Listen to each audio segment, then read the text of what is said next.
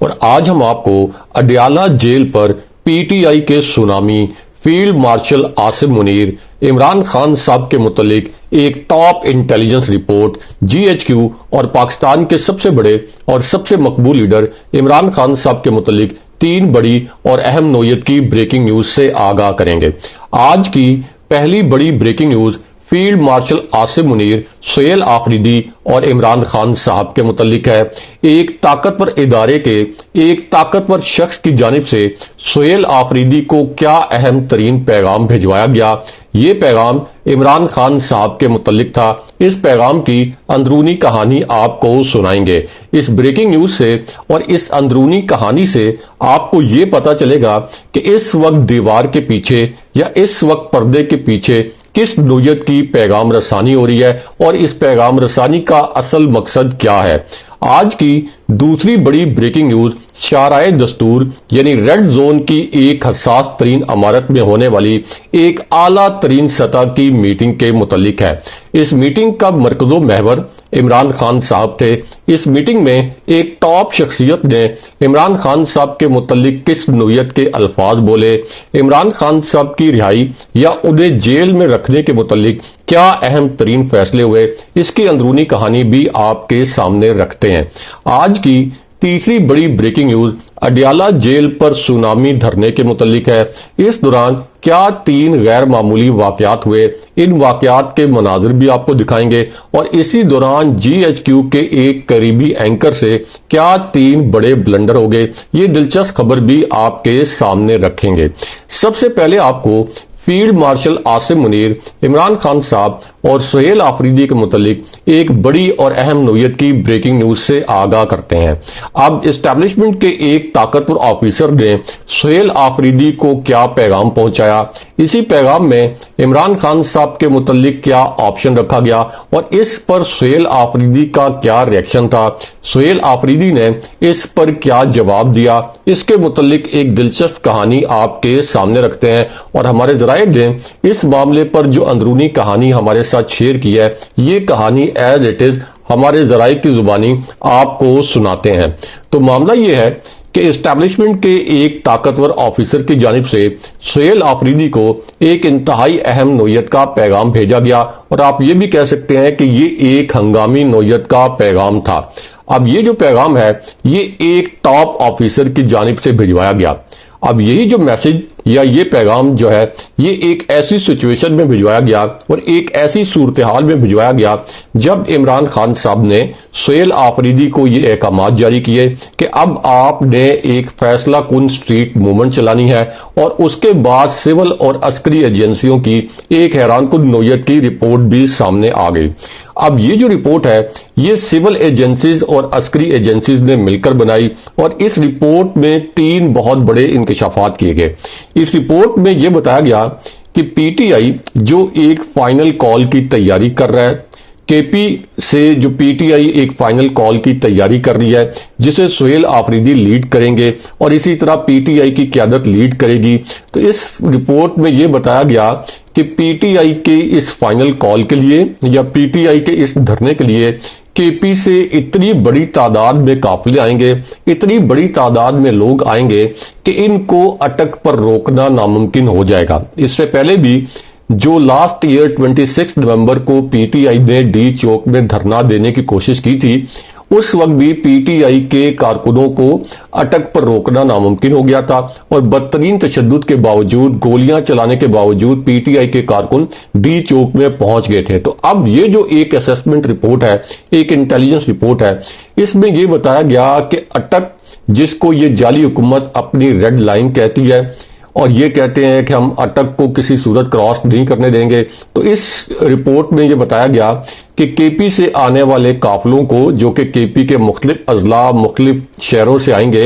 इनको अटक पर रोकना नामुमकिन हो जाएगा और ये काफिले बराह रास्त इस्लामाबाद में दाखिल हो सकते हैं और बराह रास्त रावलपिंडी में अडयाला जेल की जानिब भी जा सकते हैं। उसके बाद इसी रिपोर्ट में यह बताया गया कि मरी से यानी एक्सप्रेस वे से पीटीआई के जो काफिले हैं ये इस्लामाबाद पहुंच सकते हैं, इसी तरह रावलपिंडी पहुंच सकते हैं, और फिर आज़ाद कश्मीर से भी पीटीआई के जो कारकुन हैं, पीटीआई के सपोर्टर जो हैं, ये भी बहुत बड़ी तादाद में इस्लामाबाद के धरने में, या अगर ये धरना अडियाला जेल पर हुआ तो इस धरने में पहुंच जाएंगे। लेकिन उसके बाद इसी रिपोर्ट में ये भी बताया गया कि ये जो इस वक्त एक फाइनल कॉल की तैयारी कर रही है पीटीआई, जिसको प्राइमरली सुहेल आफरीदी लीड करेंगे। कुछ इतलात ऐसे आई कि सुहेल आफरीदी शायद इसको पंजाब से लीड करें, लेकिन बहरहाल अब इस पूरे धरने को या इस पूरी कॉल को जब सुहेल आफरीदी लीड करेंगे तो ये इस असेसमेंट रिपोर्ट में बताया गया कि पंजाब से भी बहुत बड़ी तादाद में पीटीआई के जो कारकुन हैं काफिलों की सूरत में ये रावलपिंडी पहुंचने में कामयाब हो जाएंगे। अगर जीटी रोड को और लाहौर से इस्लामाबाद तक मोटरवे को बंद भी कर दिया गया तो तब भी जैली रास्तों से आते हुए एक बड़ी तादाद जो है ये अडियाला जेल पहुंच सकती है। इसी तरह फैजाबाद जो इस्लामाबाद में दाखिल होने वाला मरकजी रास्ता है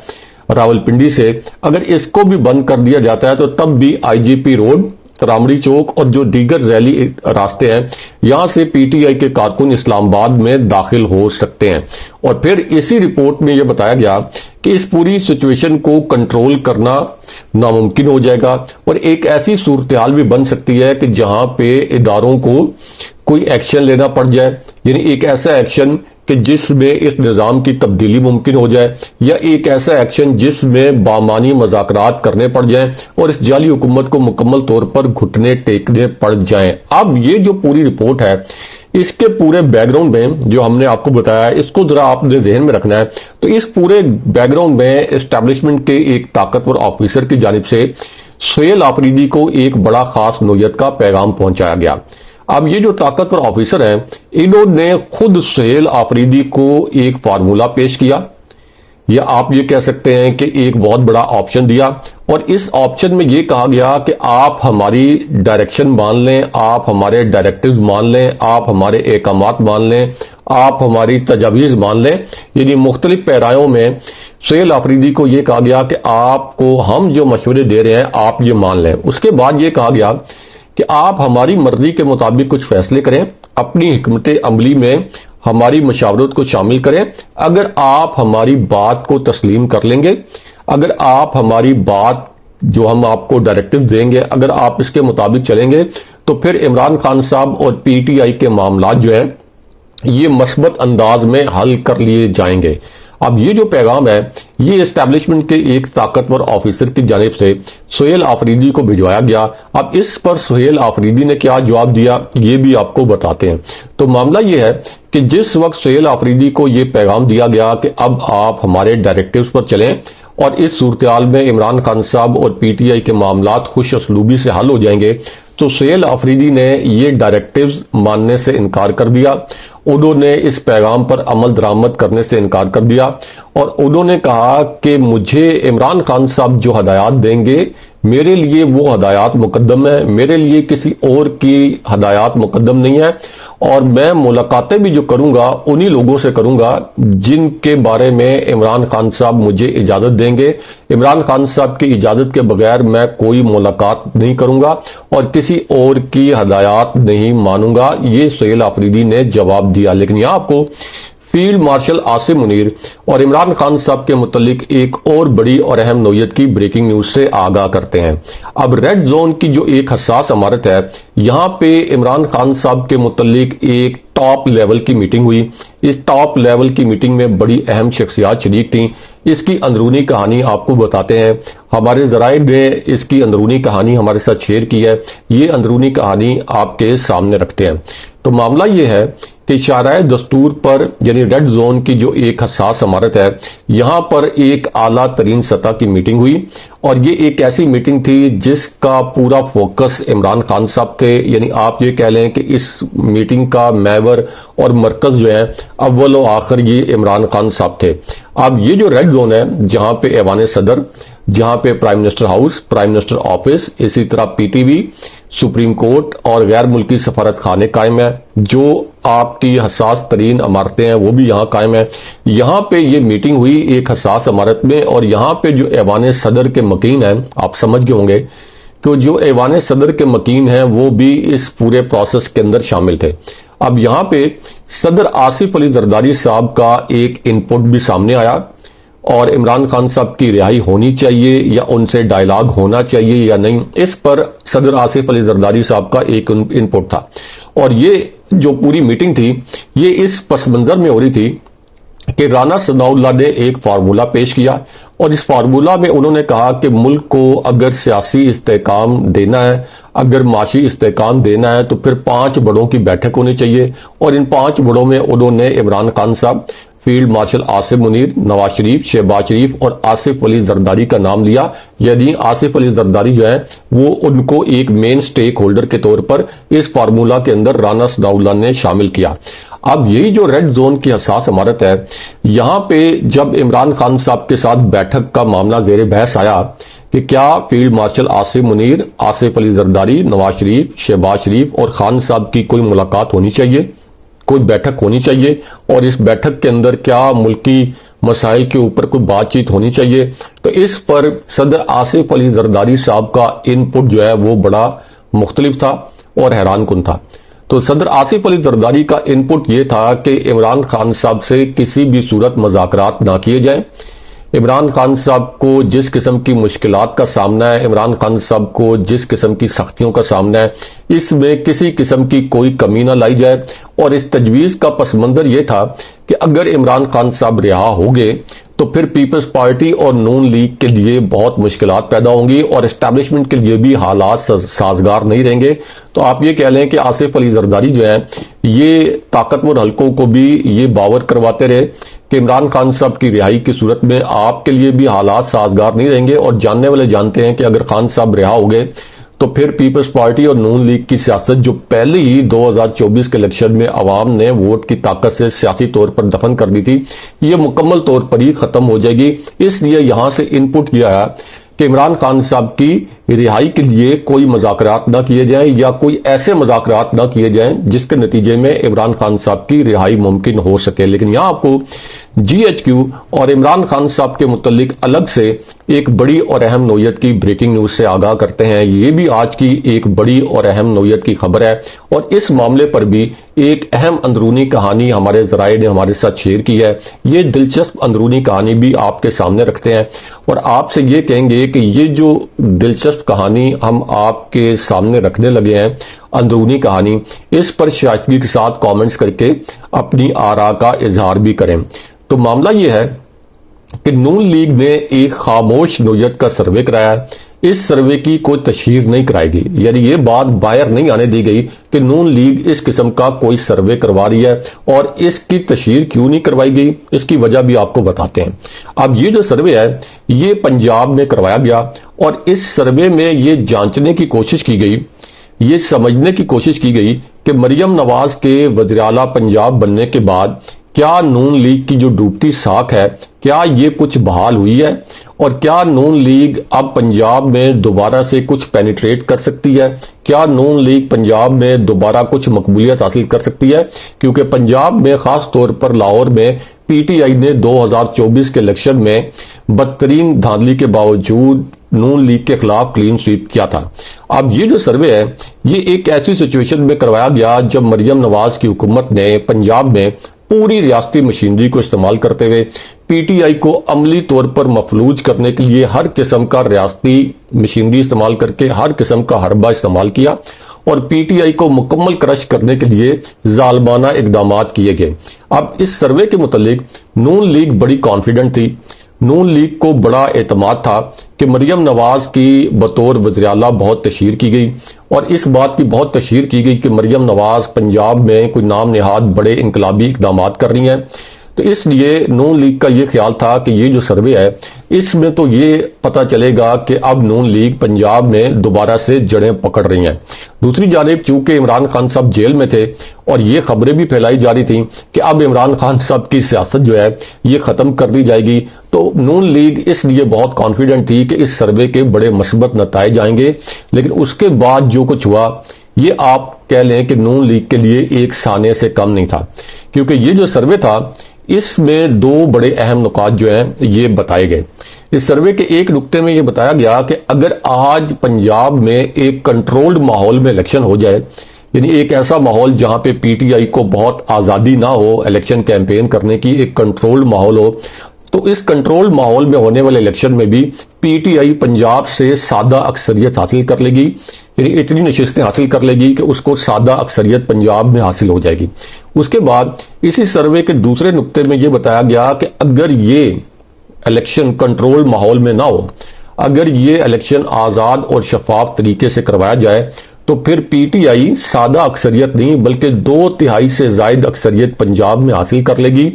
यदि अगर कोई जबर ना किया जाए, पीटीआई के लोगों को अगवा ना किया जाए, तो फिर पीटीआई पंजाब में 2/3 से ज्यादा अक्सरियत हासिल कर लेगी। तो अब ये नून लीग के लिए एक बड़ा अलार्मिंग था, नून लीग के लिए ये एक बहुत बड़ा धचका था कि अगर इलेक्शन हुए तो फिर नून लीग को पंजाब में इतने खौफनाक हालात का सामना करना पड़ेगा और हर वक्त की एस्टैब्लिशमेंट जो है वो नून लीग को उस तरह से सपोर्ट नहीं करेगी जैसा कि 2024 में धांधली करवा के नून लीग को मुल्क के ऊपर मुसल्लत किया गया। लेकिन यहां आपको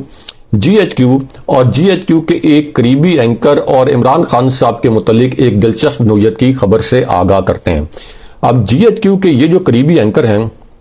ये एक ऐसे एंकर हैं जो ये दावा करते हैं कि वो जीएचक्यू के बहुत करीब हैं और अब उनसे 3 बड़े ब्लंडर हुए हैं, या आप ये कह लें कि 3 दिलचस्प नोयत के ब्लंडर हुए हैं। ये तीनों ब्लंडर आपके सामने मुख्तसर रखते हैं। अब जीएचक्यू के यही जो करीबी एंकर हैं, इनका पहला ब्लंडर ये था कि इन्होंने ये दावा कर दिया कि सुहेल आफरीदी के साथ पंजाब में जो कुछ हुआ, यानी पंजाब में सुहेल आफरीदी के साथ जो बदतहजीबी की गई, सुहेल आफरीदी के साथ जो टाउट साफियों से सवालात करवाए गए और 4 करोड़ केपी के लोगों के नुमाइंदे के तौर पर उनकी तस्दीक करने की कोशिश की गई। तो अब ये जो जीएचक्यू के करीबी एंकर है मुनीफ फारूक साहब, इन्होंने ये कहा कि सुहेल आफरीदी के साथ पंजाब में जो सलूक हुआ ये पंजाब हुकूमत का फैसला नहीं था बल्कि ये तो एस्टैब्लिशमेंट की हदायत थी, यानी जो कुछ हुआ ये एस्टैब्लिशमेंट की हदायत पर हुआ।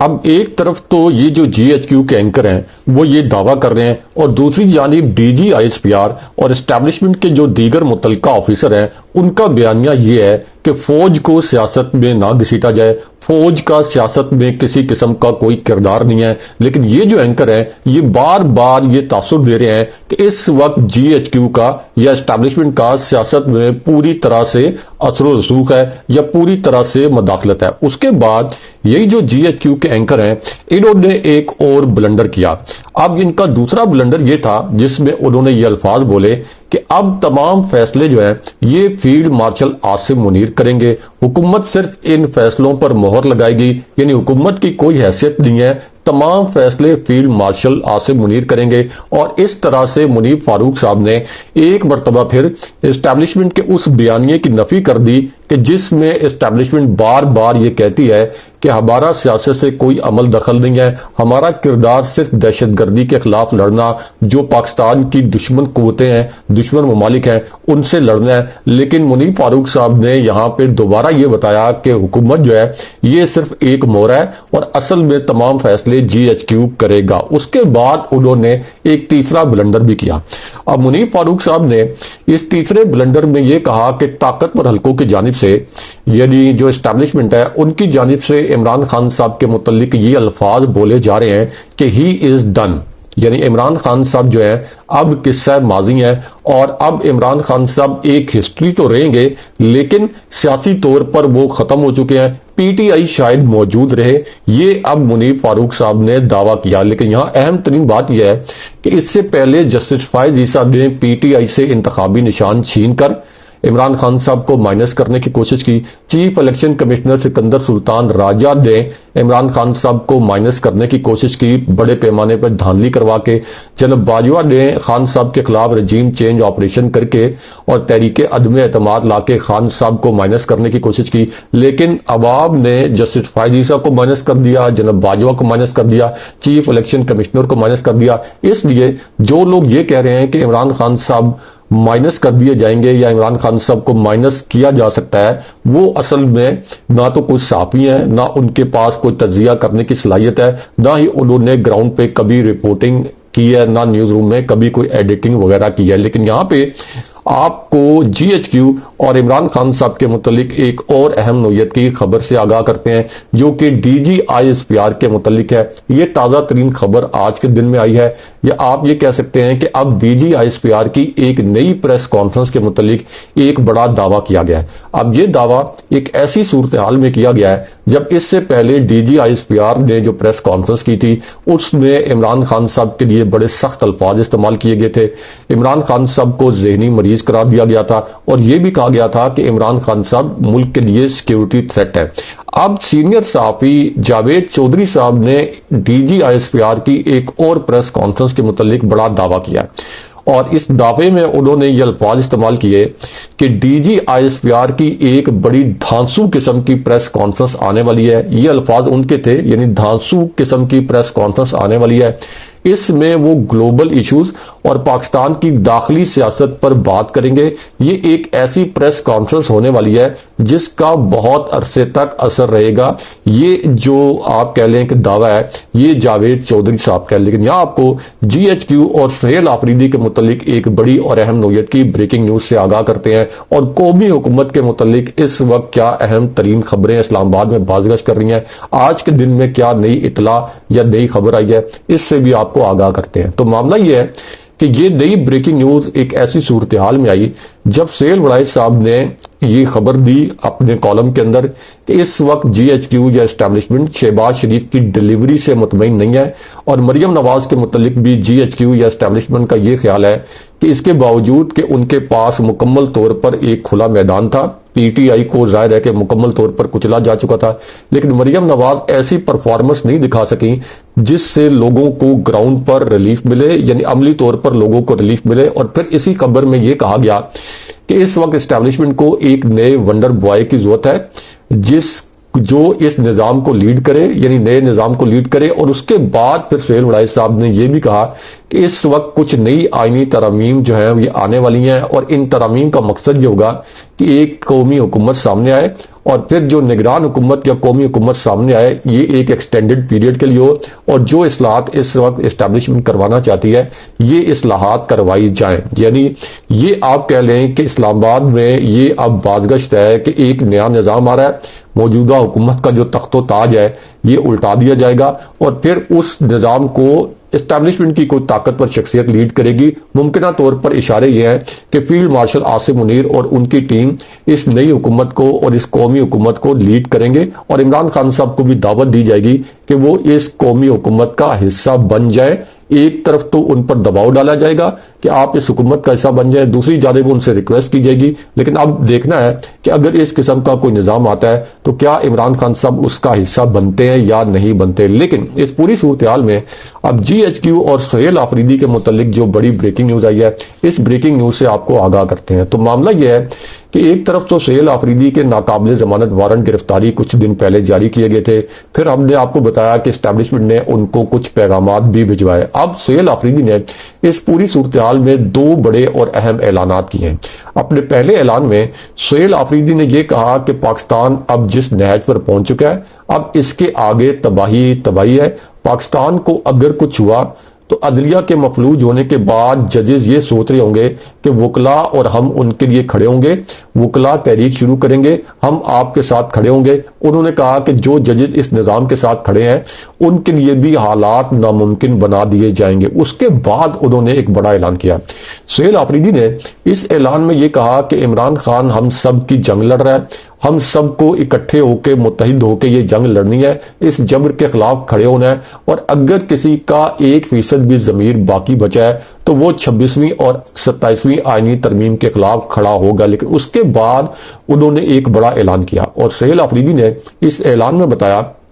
कि आप मुझ पर जितना मर्जी प्रेशर डाल लें, मुझ पर गिरफ्तारी का प्रेशर डालें, मुझ पर मुकदमात बनाएं, लेकिन मैं अपने कायद के हुक्म पर अमल करूंगा और ये जो फाइनल कॉल है जिसके नतीजे में हमने इमरान खान साहब की रिहाई मुमकिन बनवानी है, ये फाइनल कॉल हर सूरत में इस पर अमल दरामद होगा। और फिर उन्होंने कहा कि इस कॉल से मुझे कोई पीछे नहीं हटा सकता। लेकिन यहाँ पे आपको अडियाला जेल पर PTI के धरने के मुतालिक एक अहम नोयत की खबर से आगाह करते हैं।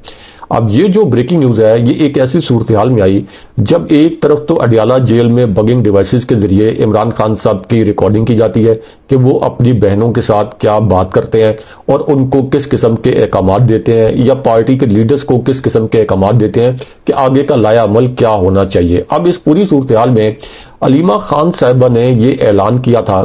कि अडियाला जेल पर आज के दिन में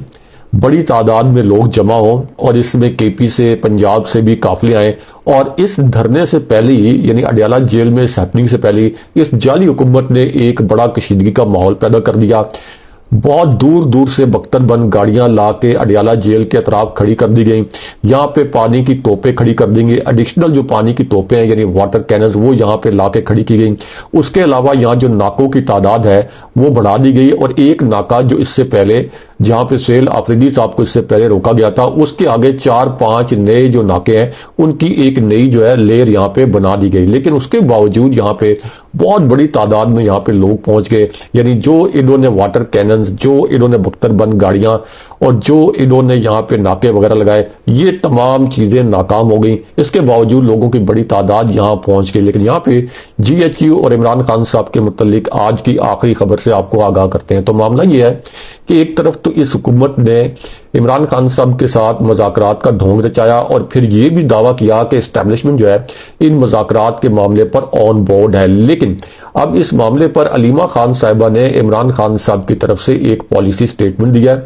और उन्होंने कहा है कि इमरान खान साहब का हुक्म यह है कि इस जाली हुकूमत के पास कोई इख्तियार नहीं है। इस जाली हुकूमत के पास चूंकि कोई इख्तियार नहीं है इसलिए इनके साथ किसी भी किस्म के मुज़ाकरात नहीं हो सकते। अगले प्रोग्राम तक के लिए खुदा हाफिज़।